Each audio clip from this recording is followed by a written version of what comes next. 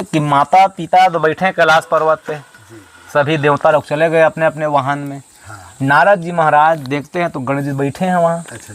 कहे भैया तुम नहीं गए? हाँ, तुम नहीं गए। तो गणेश जी बोले कि नारद जी, एक तो हमारा शरीर जो है भारी ना, शरीर बड़े पेट वाले हैं और वाहन छोटा है, चूहा जो है छोटा है। अब मैं बैठ भी जाता हूँ तो बेचारा धीरे धीरे चलेगा, ये बैठा हूँ यहाँ पर। तो नारद जी कहे कि एक काम करो, यही कैलाश पर्वत के अंदर में पिताजी राम नाम लिखो और राम नाम लिख करके अपने माता पिता और राम नाम की परिक्रमा कर लो। अच्छा अच्छा। क्योंकि तुम्हारे पिताजी भी राम नाम जपते हैं, तो राम नाम लिखो और अंकित करके परिक्रमा कर लो। तो राम नाम लिखे हैं तो भोले बाबा, माता पार्वती जी भी बैठी हैं और राम नाम की परिक्रमा एक साथ की गई है।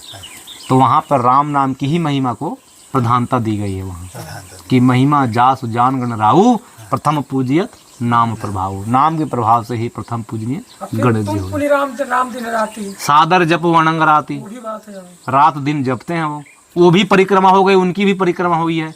राम नाम तो जप ही रहा है ना, और जपा जप भोले बाबा जपते हैं, और जपा जप जपते हैं वो। हाँ, सत्य बात है।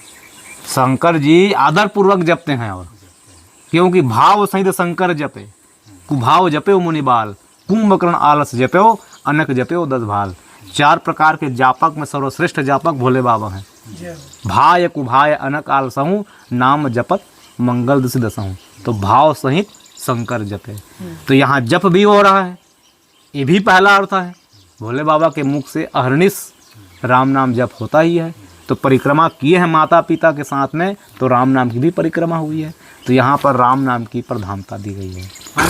माने गणेश जी हैं, ये राम नाम लिख करके भगवान शंकर जी पार्वती स्वयं राम जी का ही स्वरूप ही। हाँ हाँ बिल्कुल। क्योंकि एक तरह गुरु का मान लो, चाहे भाई संत का भी मान लो, संत भी जो राम नाम जप करते कहते वो स्वयं राममय हो जाते हैं। माने शंकर पार्वती भी एक तरह राममय ही है। और फिर वो भी गुरु के समान, फिर राम नाम भी लिखा है, ये डबल परिक्रमा उनकी हो गई जी। उसी से ये माने इनकी इतनी बुद्धिमत्ता थी। हाँ। और जो माने देवी देवता थे उनके पास इतनी बुद्धिमत्ता नहीं थी। और न वो राम नाम की महिमा जानते थे, और भगवान शंकर जी को भी नहीं समझ पाए कि शंकर जी पार्वती स्वयं राममय हैं।